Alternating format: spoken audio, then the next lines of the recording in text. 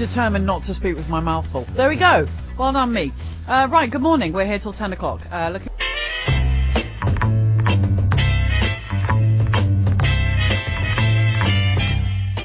talkSPORT Clips of the Week. Yes, time for the clips of the week then. And news of a clip that didn't happen. We'll bring you that later on. But first, where should we start, Andy? Let's start with Alan Briggs at Bramall. Alan Briggs? Alan Biggs. Alan Briggs at Bramall Lane. Yeah, well, it's a clip in itself. Clips of the week. Let's start again. Yeah. We start with Alan Biggs at Bramall Lane.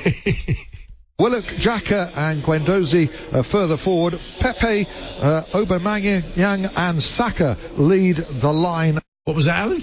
Aubameyang. Aubameyang. Come on, that's a lot harder name than Biggs. Oh, but it did get quite Yorkshire there. Oh, but where's it gone? It's Aubameyang. Yeah, marvellous. Another Alan was also struggling with a footballer's name this week. There was Champions League joy for Frank last night as Batshuayi strikes for Chelsea. Batshuayi. Actually, Alan had another go at it later on. He did.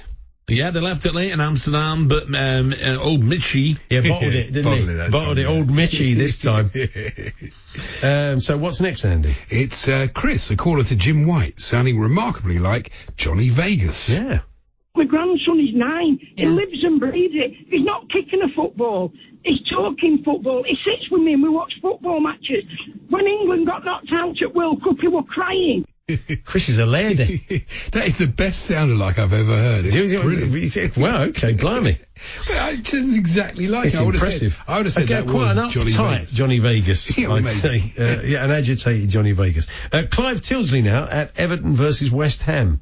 Lanzini will take the corner from the right-hand side. Quite a big West Ham side now with a Yeti on the field too.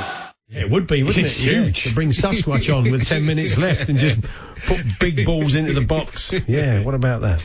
And this was co-commentator Trevor Sinclair at the same match. Roberto Jimenez absolutely loves one for the cameras. He's made a couple of them kind of saves today, and he just seems to glide in the air and then catch the ball, and it sticks to his hands like gloves. Well, that's expected, really, isn't it? Gloves that just fall off your hands. Sticks to his hands like gloves.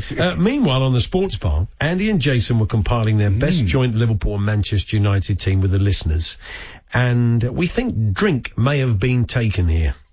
Left backs, Irwin or Evra. No question. You're right back. I'll give you Trent Alexander Evra. Oh, that's right. Yes. And the caller did sound familiar. Did sound very familiar, the caller, didn't he? We both thought exactly the same thing. Yes, it could have been this fellow who called into Ian Collins back in the day. We're going to take some calls. Mike Rutherford is with us from Mike and the Mechanics. 08704 20 20 20. This is Mark, who's down in London. Mark. Hello, Ian. Hi, you're through to Mike. Good evening. Hi. Hello, Mike. How you doing? Seen you several times. Right. Hamburg, Manchester and Birmingham. That's good. That was in the 70s when Phil Collins was on the drums. Right. Now, a question I've got to ask you here is, how did you come out with Salisbury Hill? Where did that come from? Because that was a brilliant, one of the best songs I've ever heard. Right. Well, unfortunately, that wasn't me. That was a song by Peter Gabriel. Well, it was Peter, yeah, but weren't you involved in that? No, that was his first real kind of solo album he did when he left Genesis. But I mean, I agree. I think it's a great song. I've seen Genesis live several times, and they're one of the greatest sounding bands I've ever seen in my life. What do you think of Supertramp? What do you think of Supertramp? He played that clip so much it's corrupt. Yeah. When you're in a hole, stop digging, mate. You've already asked him about Salisbury Hill. Love that one. Gilo's favourite clip. Yeah. Anyway, we reckon it was him, Trent Alexander Everett. I just think similar, but not quite the same. No, not quite the same. Let's get some Manchester United news now with Daryl Jackson. It's arguably the biggest match Ole Gunnar Solskjaer's had in charge, with high-profile injuries to Paul Pogba and David De Gea. You think he's a Manchester United fan? I don't really. David De Gea. I love David De Gea. He's very good, yeah. David De Gea. Joining us now, Mr. David De Gea. Ridiculous. What's next? And during this rugby chat between Russell Hargreaves and Danny Kelly, co-host Jason Cundy gave us his own telling intervention. I would not rule out France just suddenly clicking, the va-va-voom just coming into place, and maybe but this is just pulling us, it off. Well, this is just remembering French teams from the past doing this. Nothing that our eyes have seen in the course of this tournament since beat Wales. Thank you, Jason. Really added to something. Fantastic point, well made. I'm going to say something. Les Bleus. This is Georgie Bingham on Weekend Breakfast during a music quiz. God, you give me country music. What's wrong with you? It just keeps getting better. Is it Garth Crooks? I don't think it is.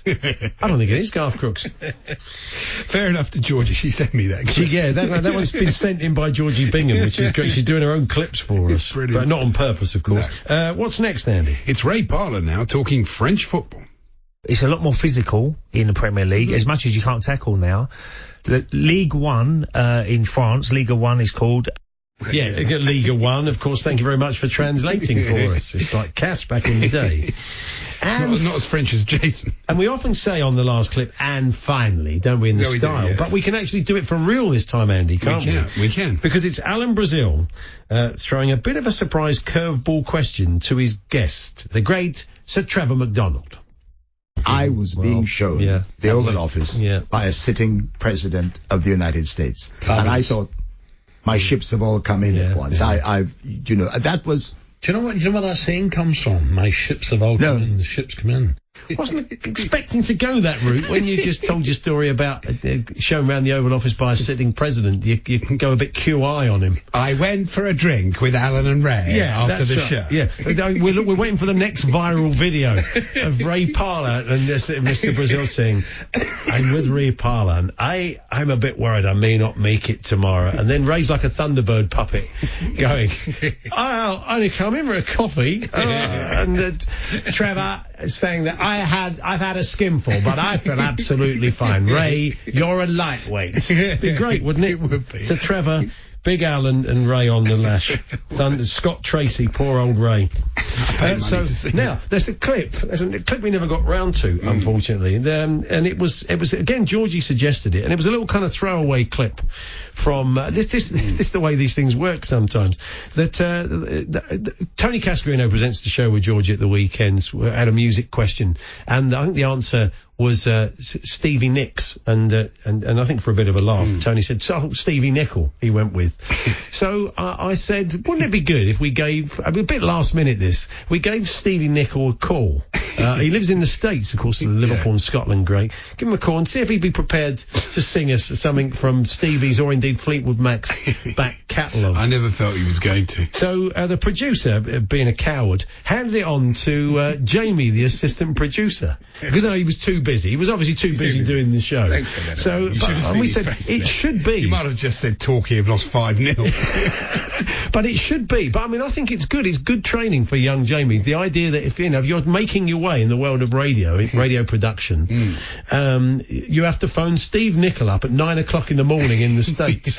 So hello, Steve. We've not spoken before. It's Jamie. So would you mind? Look, I'll explain it. Tony Cascarino, Stevie Nicks. Would you mind singing a song from Rumours? Dreams.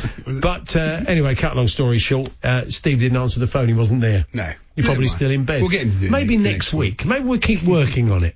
We'll keep working on it and see if and he can do if he does it once, he can do a different song from the album every week. It'd be lovely, wouldn't it? It'd be like the Proclaimers doing Fleetwood Mac numbers. I like so anyway, that's a clip you're not going to hear. No. Or maybe. Thank you to everybody who suggested clips that were played this week. Craig Dodd, Christian Sorensen, Alan Money, it's Van Gool, Phil P, the original Northern Giraffe, Gary, Jamo Hutch, Jack Brain, Brian Maunder, Bob Mills, Ross Gibbons, Nick Van Dyke, Daniel Burns, LCFC, Nick Van Dyke, Lloyd Griffiths, Wardy, Stefan Pogozelic, Tony Rosa and Mark Wood. Were any of those true? Some of them were true, weren't they? Yeah.